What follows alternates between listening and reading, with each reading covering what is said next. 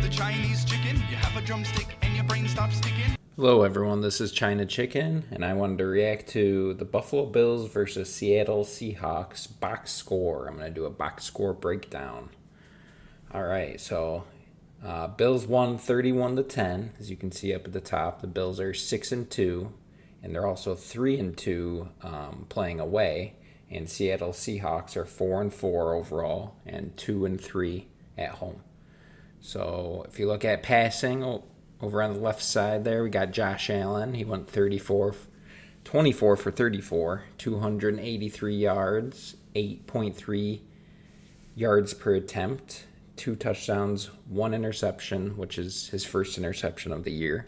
He also only had 1 sack for 2 yards, and quarterback rating 47.7, and regular quarterback rating 102.9. So pretty good game for Josh Allen, except for the 1 interception. Only had 1 sack, so not too bad, and 2 passing touchdowns. For Seattle, we had Geno Smith, 21 for 29, 212 yards, 1 interception, 1 sack, and a 78.9 quarterback rating. Just by looking at it, it looks like he did pretty good, but if you watch the game, he was pretty flustered all game and pretty frustrated as well with some of his teammates. So looks good on the box score, not so good in the game. Buffalo rushing, we have James Cook led the way with 17 carries for 111 yards, 6.5 yards per carry, which is really good, and 2 touchdowns. Ray Davis also came in towards the end of the game, 6 carries for 29 yards. Josh Allen had 7 carries for 25 yards. So James Cook had a day. 6.5 yards per carry is pretty damn good. You can't get much better than that. Geno Smith ran 5 times for 16 yards. He led his team in rushing, which is not a good sign. Kenneth Walker, 9 carries for 12 yards, 1.3 yards per carry. That's almost as bad as you can do. And then Zach Charbonnet, backup running back, 3 carries for 4 yards. Also almost as bad as you can do.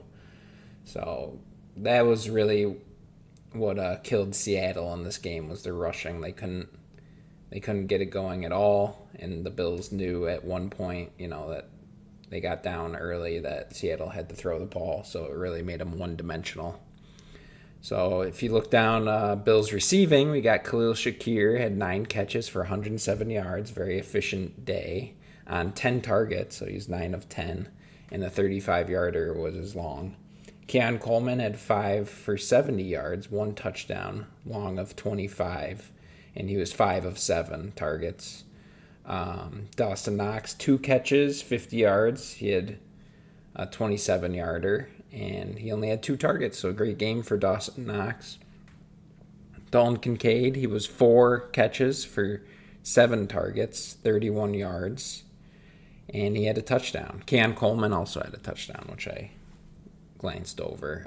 Mari Cooper, unfortunately, only had 1 catch for 3 yards, but they were focusing in on him, it seemed like, so other guys could get open. Kincaid, Knox, Coleman, and Shakir all got open quite a bit, and James Cook had 3 catches for 22 yards. So pretty good day for receiving for Buffalo.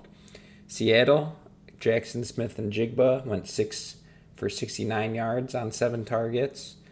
A.J. Barner, not really familiar with him, 2 catches for 34 yards. I think he's backup tight end on 2 targets. Kenneth Walker, 4 catches, running back for 33 yards, 5 targets. Noah Fant, that's their starting tight end, 3 catches for 22 yards on 4 targets. Zach Charbonnet, backup running back, 3 catches for 20 yards on 4 targets.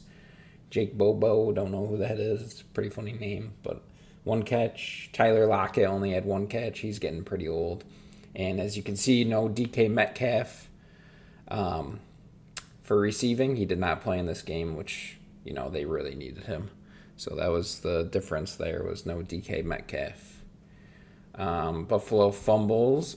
Josh Allen fumbled once, but kicked it for a first down on accident to Ty Johnson. He was able to recover that early in the game, so that was pretty lucky for the Bills.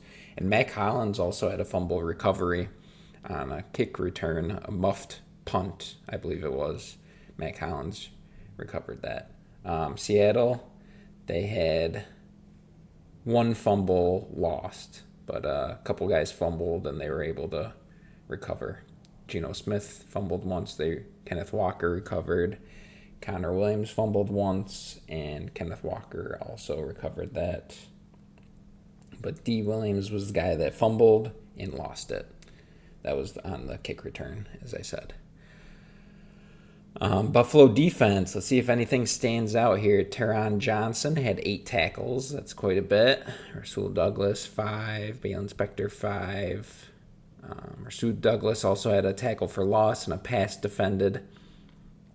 Greg Rousseau, 1 quarterback hit, 4 tackles, 2 tackles for loss, and 2 passes defended. That's interesting. He seemed like he jumped up at the line and was able to knock some down. Cam Lewis had a pass defend. Ed Oliver had a QB hit. Other than that, really not too much. Couple quarterback hits. Sack. Javon Solomon had a sack. Only 1 sack. So doesn't look like defense did a whole lot on the box score, but they really just focused on the run and took them down. Tyler Lockett didn't do too much. So that was it there. Seattle side, you can see Ernest Jones, the 4th, he had 15 tackles. That's quite a bit. So he was all over the field. He had a day, making sure the Bills were getting tackled there.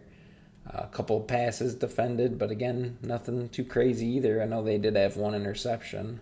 They had a sack too, which they just credited as a team sack. It's interesting. Okay, interceptions. Here we go. So Austin Johnson had 1 interception for the Bills. I remember that. That was tipped at the line, probably by Greg Rousseau, and then fell right into Austin Johnson's belly there. And that was his first interception of his career, I believe. And then Josh Jobe had an interception off of Josh Allen and had 33 yards, almost got an interception for touchdown. Don't really need to talk about kick returns too much, except for D. Williams for Seattle. He had a muffed punt. I know that. Kicking, Tyler Bass, 1 for 1 field goal and 4 for 4 extra points. Perfect day for him. Jason Myers also 1 field goal and 1 extra point. Perfect game for him. Punting looks good as well. So that was the box score breakdown of the Buffalo Bills versus Seattle Seahawks game. And again, Buffalo Bills won. Moving on to the next one. Have a good day, everyone. Chicken to China, the Chinese chicken. You have a drumstick and your brain stops sticking.